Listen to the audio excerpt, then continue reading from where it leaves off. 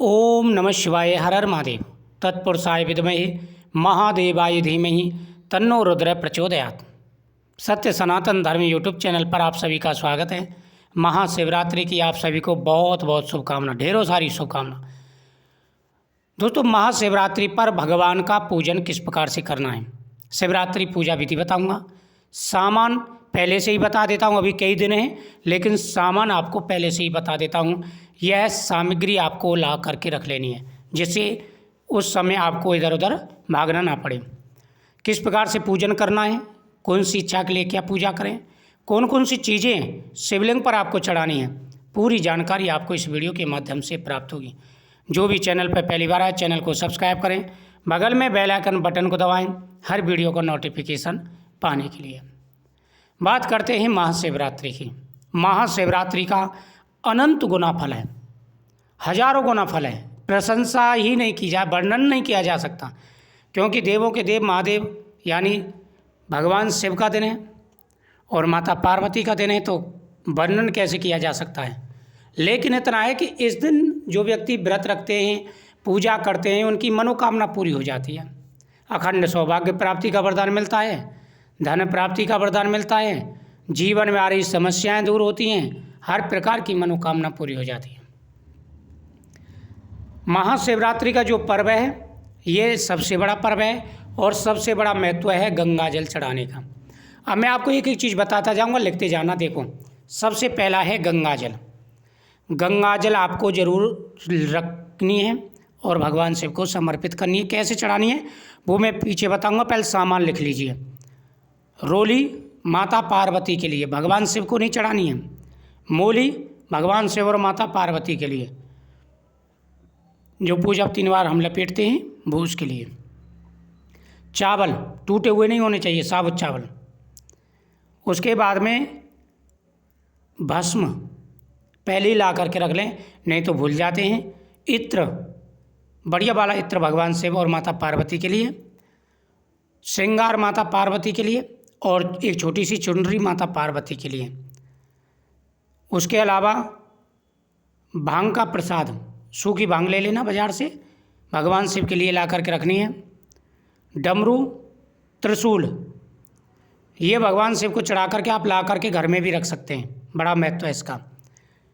डमरू, त्रिशूल, रक्तगुंजा, कमलगट्टा, गोमती चक्र और आग के पुष्प, कमल के पुष्प, पंचामृत, दूध, दही, शहद, घी, शक्कर, ये सारी सामग्री ले लेंगे। उसके बाद बेर का फल, बेलपत्र, धतूरे का फल, धतूरे के पुष्प, आग के पुष्प, ये चीज़ें आपको सामग्री एकत्र कर लेनी है।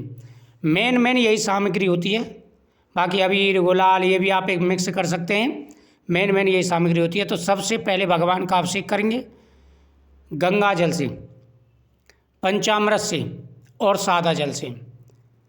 उसके बाद में भगवान को भस्मी लगानी है चंदन के साथ मिक्स करके, और माता पार्वती को रोली, भगवान गणेश जी को रोली, लेकिन भगवान शिव को भस्मी और चंदन। ओम नमः शिवाय मंत्र का जाप करते जाएंगे, चढ़ाते जाएंगे। उसके बाद में भगवान को चावल, साबुत चावल।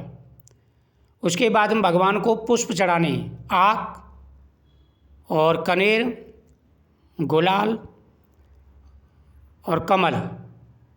आक, कनेर, गुलाब, कमल, ये 4 प्रकार के पुष्प आप चढ़ा देंगे।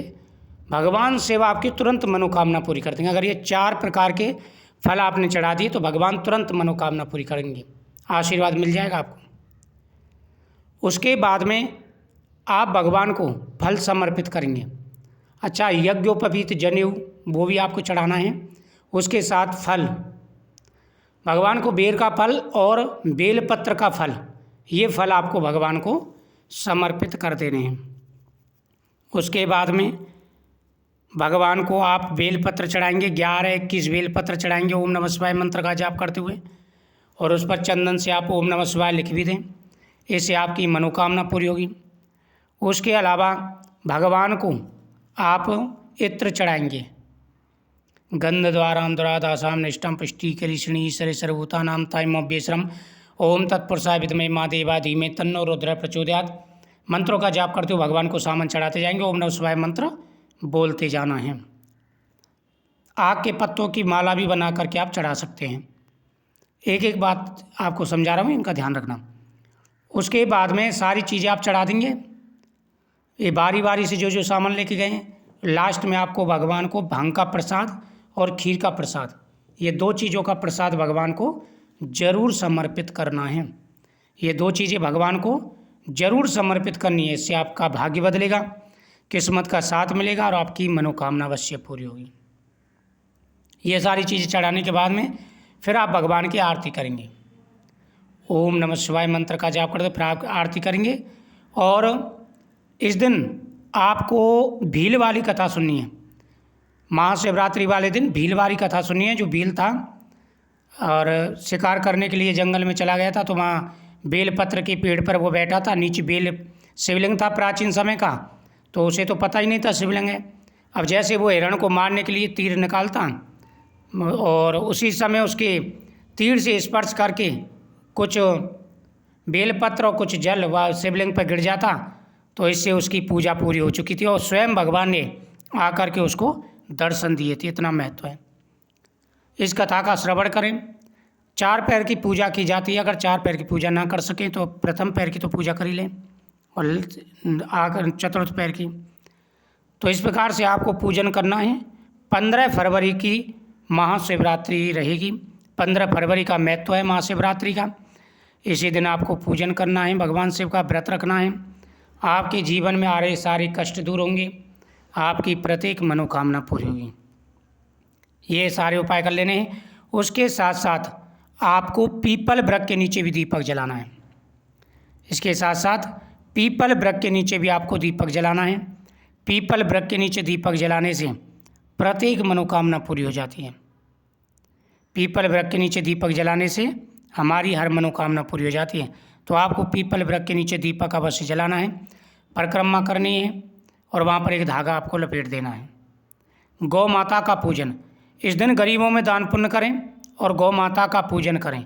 इससे आपको लाभ मिलेगा, आपकी मनोकामना पूरी। घर के अंदर शिवलिंग पर चढ़ा हुआ त्रिशूल और रुद्राक्ष की माला, कमलगट्टा, गोमती चक्र, ये घर में ला करके रखना। घर में कभी भी धन की कमी नहीं रहेगी, भरपूर धन आएगा। स्वयं महाकाल भोलेनाथ की कृपा रहेगी। आपके जीवन में आ रही समस्याएं दूर हो जाएंगी, हर प्रकार का सुख और वैभव प्राप्त होगा। तो पूरे विस्तार से मैंने आपको बताया, सामान भी लिखाया है। इस वीडियो को संभाल करके रखें, आप सेव करके रख लें और बार बार आप सुन सकते हैं इसको। बड़ा महत्व है महाशिवरात्रि का। आपके जीवन में आ रहे सारे कष्ट दूर होंगे, प्रत्येक मनोकामना आपकी पूरी हो जाएगी। ओम नमः शिवाय। हर हर महादेव।